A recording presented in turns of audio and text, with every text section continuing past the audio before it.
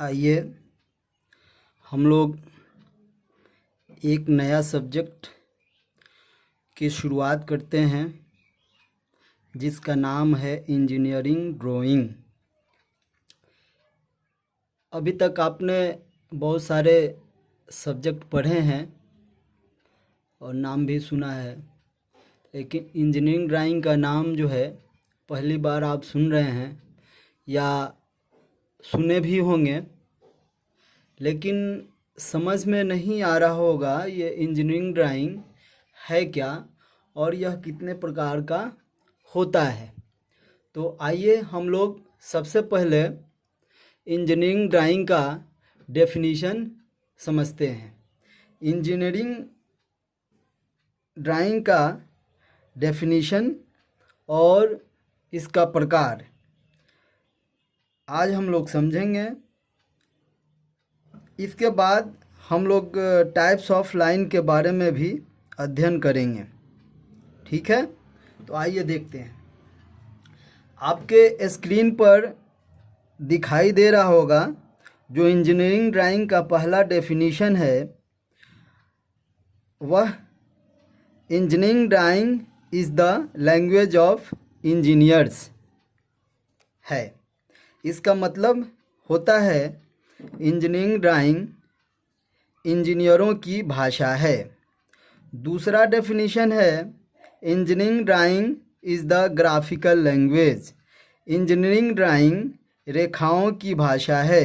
Graphical language का मतलब रेखाओं की भाषा। आइए तीसरा देखते हैं। Engineering drawing is the universal language. Universal language का मतलब होता है विश्वव्यापी भाषा, मतलब संसार में हर जगह बोली और समझी जाने वाली भाषा। तो इन तीनों डेफिनीशन में एक कॉमन शब्द आपने देखा है। वह कॉमन शब्द क्या है? वह कॉमन शब्द लैंग्वेज है। वह कॉमन शब्द क्या है? लैंग्वेज है। तीनों डेफिनीशन में आपने देखा।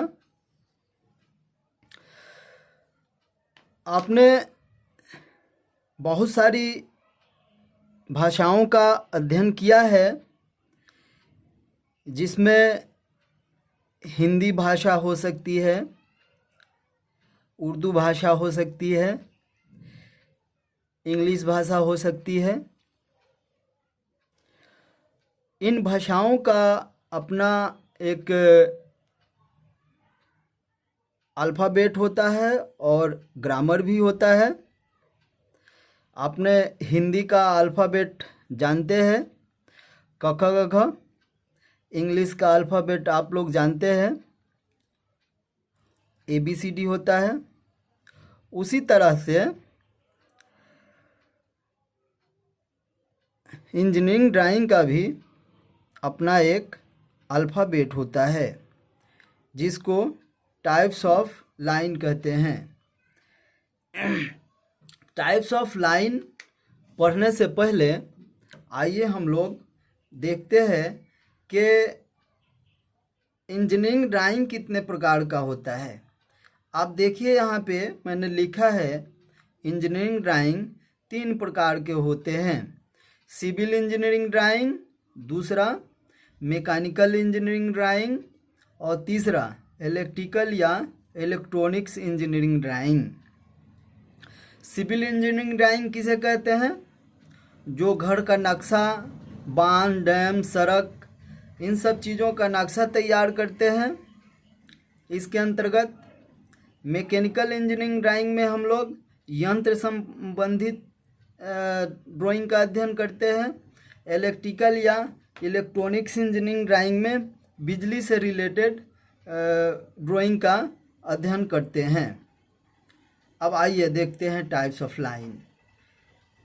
आपके स्क्रीन पे दिखाई दे रहा होगा रेखाओं के प्रकार। अभी तक आपने 2 प्रकार के लाइनों का प्रयोग सीखा है। इस फील्ड में, इंजीनियरिंग फील्ड में आने से पहले कौन कौन सा वह लाइन है? पहला लाइन आपने सीखा था स्ट्रेट लाइन। स्ट्रेट लाइन का मतलब सीधी रेखा। दूसरा रेखा आपने सीखा था वक्र रेखा। वक्र रेखा का मतलब होता है टेढ़ी मेढ़ी लाइन। लेकिन जब आप इंजीनियरिंग ड्राइंग के फील्ड में आएंगे तो डिफरेंट टाइप्स ऑफ लाइन के बारे में आपको पढ़ने के लिए मिलेंगे।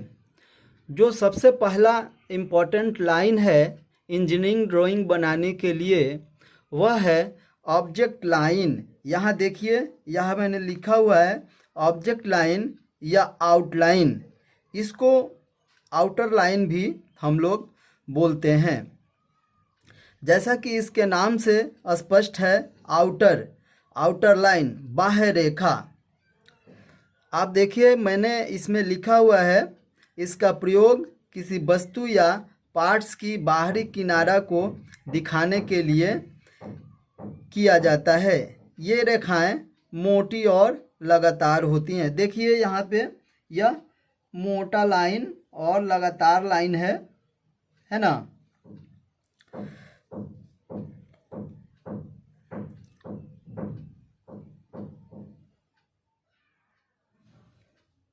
अब सवाल यह उठता है कि बाहरी किनारा किसे कहते हैं। आइए देख लेते हैं, थोड़ा बाहरी किनारे के बारे में हम लोग समझ लेते हैं। ये देखिए, ये मैंने स्केल दिखाया है आपको। इसमें ये मान लीजिए एक ऑब्जेक्ट है, इसका बाहरी किनारा क्या है, ये वाला लाइन बाहरी किनारा है, या ये इधर ये बाहरी किनारा है, ये बाहरी किनारा है। तो इसको दिखाने के लिए हम लोग ऑब्जेक्ट लाइन का प्रयोग करते हैं। आइए एक और ऑब्जेक्ट को हम देखते हैं। ये हमारे हाथ में एक पेन है, इसका बाहरी किनारा क्या है, ये वाला लाइन, ये वाला लाइन, ये वाला लाइन। इसको दिखाने के लिए हम ऑब्जेक्ट लाइन का प्रयोग करते हैं। आइए देखते हैं दूसरा, डायमेंशन लाइन। दूसरा क्या है, डायमेंशन लाइन, विमांकन रेखा या बीमा रेखा। क्या है दूसरा, विमांकन रेखा या बीमा रेखा। ड्राइंग बनाने के पश्चात हमें ड्राइंग की माप लिखने की ज़रूरत पड़ती है, और माप जिस रेखा के द्वारा दिखाया जाता है उस रेखा को हम लोग डायमेंशन लाइन कहते हैं। डायमेंशन लाइन के दोनों किनारों पर एरो हेड होता है। देखिए यहाँ पे एरो हेड बना हुआ है, एरो हेड बना हुआ है। इस एरो हेड का जो लंबाई और चौड़ाई में अनुपात होता है 3:1 का होता है। यानी कि यहाँ से यहाँ तक अगर 3 mm है तो ये चौड़ाई जो है इसका 1 mm होना चाहिए। यह रेखा पतली और कंटिन्यूअस होती है तथा दोनों किनारों पर तीर का निशान लगा रहता है। आइए देखते हैं तीसरा है हिडन लाइन। हिडन लाइन या इसको दूसरे शब्द में डॉटेड लाइन भी बोलते हैं। जैसा कि इसके नाम से क्लियर है, हिडन का मतलब होता है छिपा हुआ, यानी कि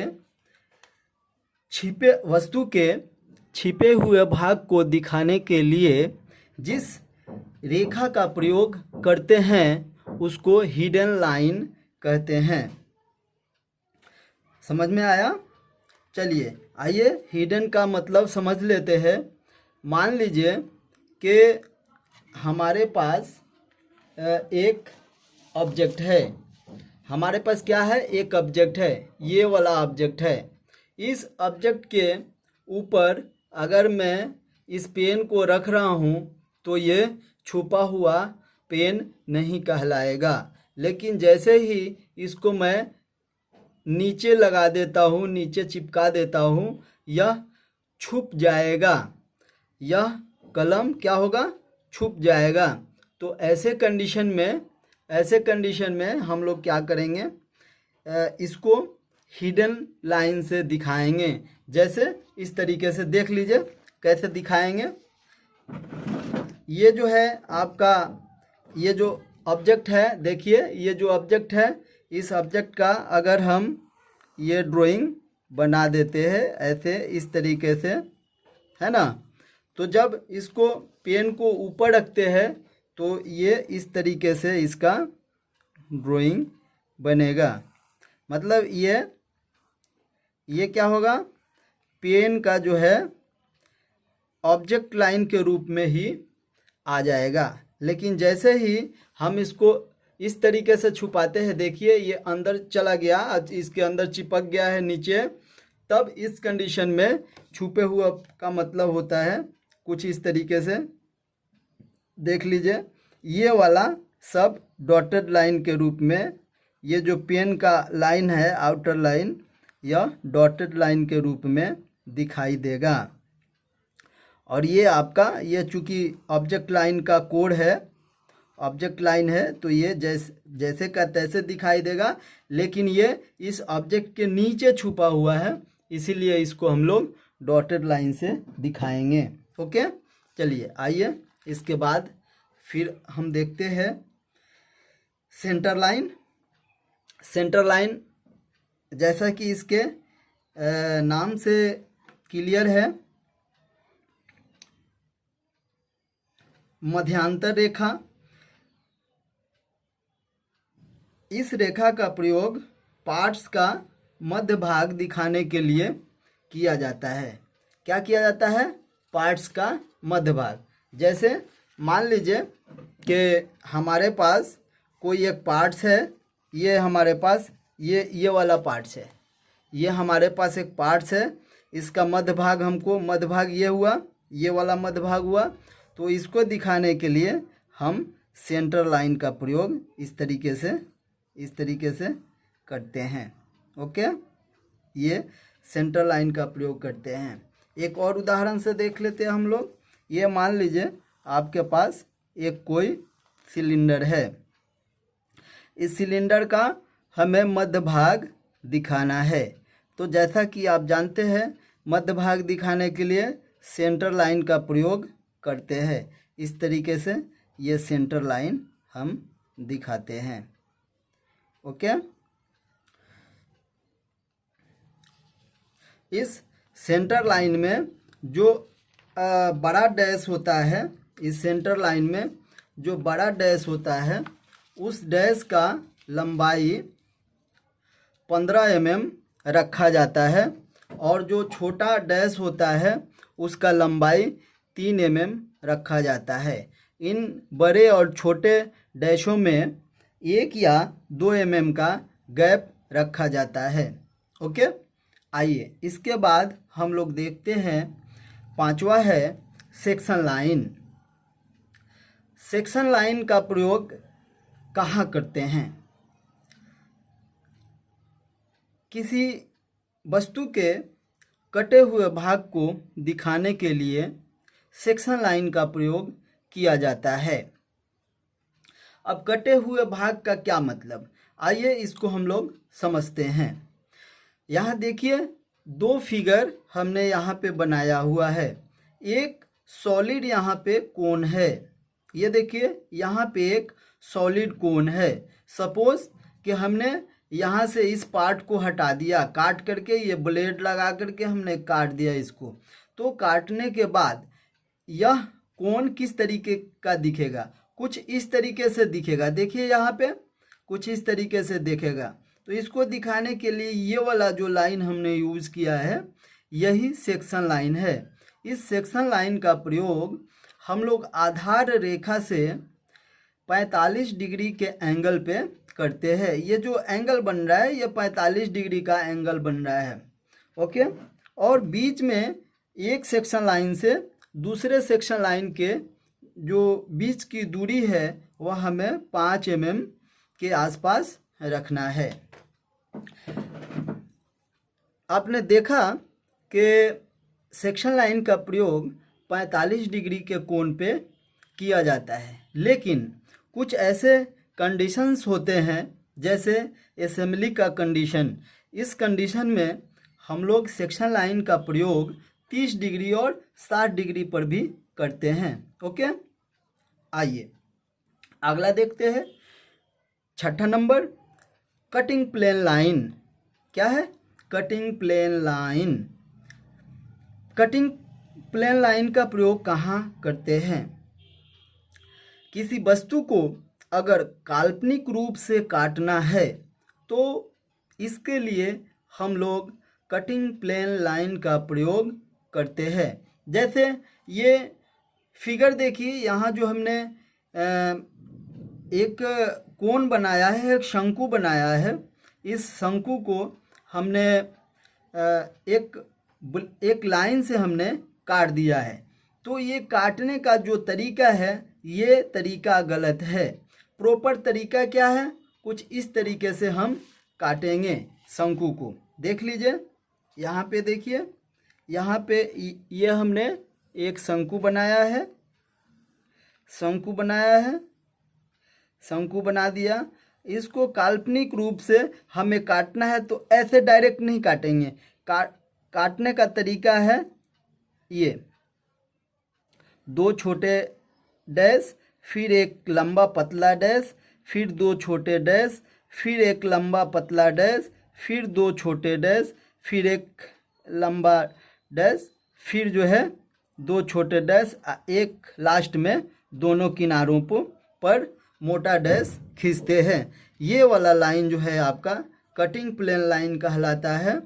इस लंबे डैश का जो लंबाई होता है यह 15 mm होता है। लंबे डैश का जो लंबाई है वह 15 mm होता है और छोटे डैश का जो लंबाई है वो 2 से 3 mm होता है तथा बीच में 1 mm का गैप होता है। ओके, चलिए यहाँ देख लीजिए, वही चीज़ मैंने बना दिया है। यहाँ पे दोनों किनारों पे खूब मोटे डैश होते हैं जिसका लंबाई लगभग 15 mm के बराबर होता है और जो छोटे डैश होते हैं उसका लंबाई लगभग 2 से 3 mm के बराबर होता है और बीच में 1 या 2 mm का गैप छोड़ दिया जाता है। आइए देखते हैं, सातवां देखते हैं, शॉर्ट ब्रेक लाइन। ये देखिए यहाँ शॉर्ट ब्रेक लाइन। इसका प्रयोग ड्राइंग में छोटे पार्ट्स की ब्रेक तोड़कर दिखाने के लिए इसका प्रयोग ड्राइंग में छोटे पार्ट्स की ब्रेक या तोड़कर दिखाने के लिए किया जाता है। ओके, इसे फ्री हैंड खींचा जाता है। देखिए यहाँ पे फ्री हैंड हमने ऐसे खींचा है। यह डार्क तथा कंटिन्यूअस लाइन होती है। डार्क होगा काला और कंटिन्यूअस मतलब लगातार लाइन होता है। मोटा, डार्क और कंटिन्यूअस। ओके, आठवां देखते हैं, लॉन्ग ब्रेक लाइन। इस रेखा का प्रयोग लंबे ब्रेक दिखाने के लिए किया जाता है। यह एक पतली तथा सतत रेखा का मतलब कंटिन्यूअस रेखा होती है। इसमें सीधी रेखा को बीच में उचित अनुपात में 2, 3 या उससे अधिक जगहों पर जिगजैग या जेड आकार में बनाया जाता है, इसलिए इसे जिगजैग लाइन भी कहा जाता है। देखिए जिगजैग लाइन है, 2-3 जगहों पे हमने इसको ब्रेक कर दिया है, यहाँ तोड़ दिया है। काल्पनिक रूप से तोड़ कर दिखाने के लिए किसी ऑब्जेक्ट को काल्पनिक रूप से तोड़ कर दिखाने के लिए इस लाइन का प्रयोग किया जाता है। देखिए 3 जगह से हमने इसको तोड़ दिया है। ओके, चलिए आगे देखते हैं, एक्सटेंशन लाइन।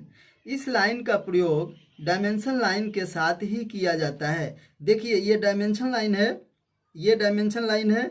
इस डायमेंशन लाइन के साथ एक छोटी लाइन दोनों किनारों पे इस तरीके से खींचा गया है, इसी को हम लोग एक्सटेंशन लाइन कहते हैं।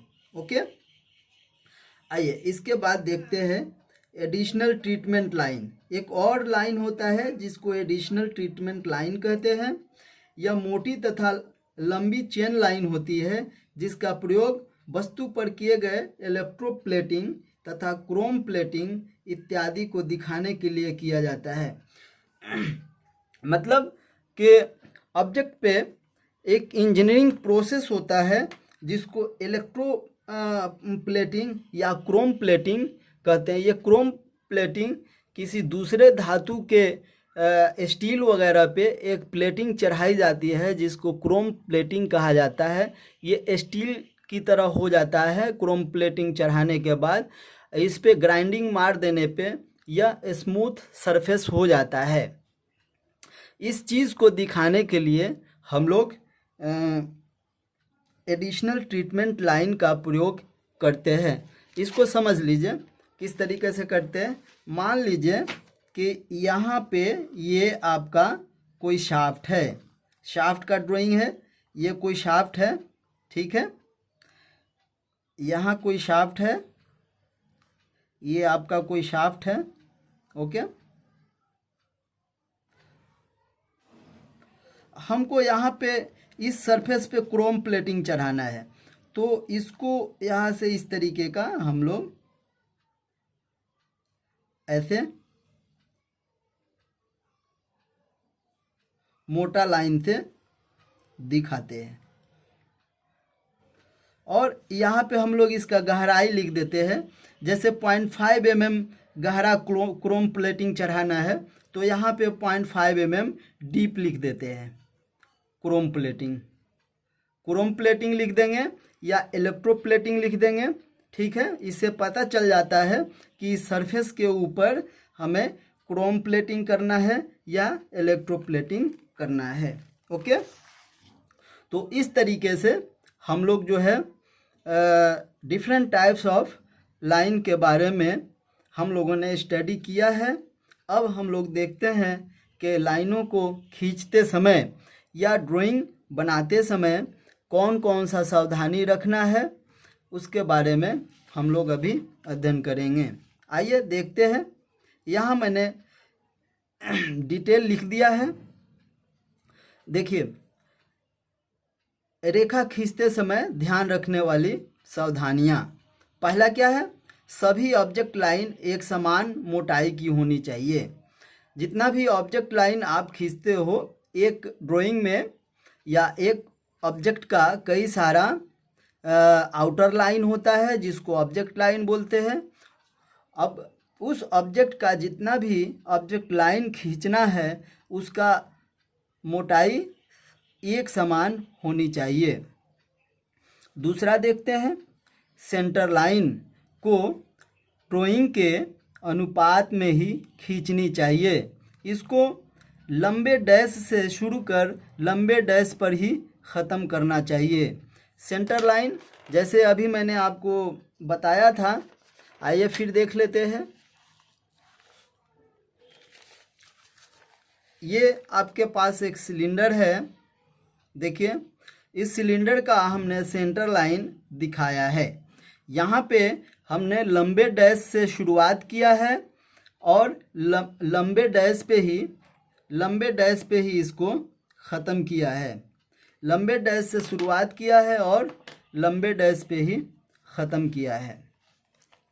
इसके बाद आइए देखते हैं तीसरा नंबर, सेंटर लाइन को ड्राइंग से 5 मिलीमीटर तक बाहर की ओर बढ़ाकर खींचना चाहिए। कुछ इस तरीके से देखिए, यहाँ पे ये जो ऑब्जेक्ट लाइन है, ये सिलेंडर का ऑब्जेक्ट लाइन है, ये बाहरी लाइन है आपका। यहाँ से 5 mm से ज़्यादा नहीं होना चाहिए। जो डिस्टेंस है 5 mm से ज़्यादा नहीं होना चाहिए। ये जो डिस्टेंस है यहाँ से, ये 5 mm से ज़्यादा बाहर नहीं निकला हुआ होना चाहिए, ओके।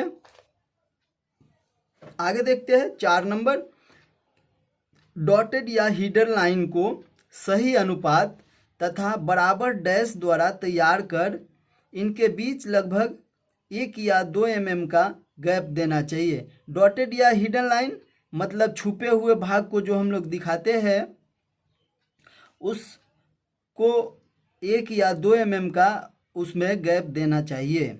किसमें? डॉटेड या हिडन लाइन में। आइए 5वां देखते हैं, एक्सटेंशन लाइन को आउटर लाइन से लगभग 2 mm का गैप देकर एक्सटेंड कर देना चाहिए। देखिए क्या कह रहे हैं यहाँ पे, एक्सटेंशन लाइन को आउटर लाइन से लगभग 2 mm का गैप देकर एक्सटेंड करना चाहिए। इसको आइए समझते हैं। मान लीजिए कि आपके पास यह एक किसी ऑब्जेक्ट का ड्राइंग है। इस ड्राइंग का कोई ना कोई माप होगा, तो चलिए हम माप यहाँ ले लेते हैं। इसका माप ले लेते हैं। माप क्या है, यहाँ पे हम माप ले लेते हैं। इसका माप मान लीजिए कि ये 75 mm है। कितना है? 75 mm है। अब ये जो कह रहा है यहाँ पे कि 2 mm का गैप देकर एक्सटेंड करना चाहिए। यहाँ पे ये जो ऑब्जेक्ट लाइन है, इस ऑब्जेक्ट लाइन से यहाँ 2 mm गैप छोड़ के यहाँ से शुरुआत करना है। यहाँ देखिए 2 mm का गैप छोड़ा है, यहाँ से शुरुआत करना है और ये मैक्सिमम यहाँ 2 mm तक ही निकलना चाहिए। ये जो एक्सटेंशन लाइन है डायमेंशन लाइन से 2 mm से ज़्यादा नहीं निकलना चाहिए। आइए इसके बाद अगला देखते हैं। छठा, कंस्ट्रक्शन लाइन पतली तथा काफ़ी हल्की होनी चाहिए। कंस्ट्रक्शन लाइन इसमें मैंने नहीं बताया है आपको, चलिए इसके बारे में भी समझ लेते हैं। कोई भी ऑब्जेक्ट जब हम लोग ऑब्जेक्ट का ड्राइंग तैयार करते हैं तो पहले हम उसका कंस्ट्रक्शन करते हैं। कंस्ट्रक्शन हल्के लाइनों से पहले करते हैं और जब यह कंफर्म हो जाते हैं कि मैंने जो ड्राइंग बनाया है वह सही बन गया है, तब जा कर के हम लोग उसको डार्क लाइन या जिसका जो रिक्वायरमेंट होता है वैसा लाइन खींचते हैं।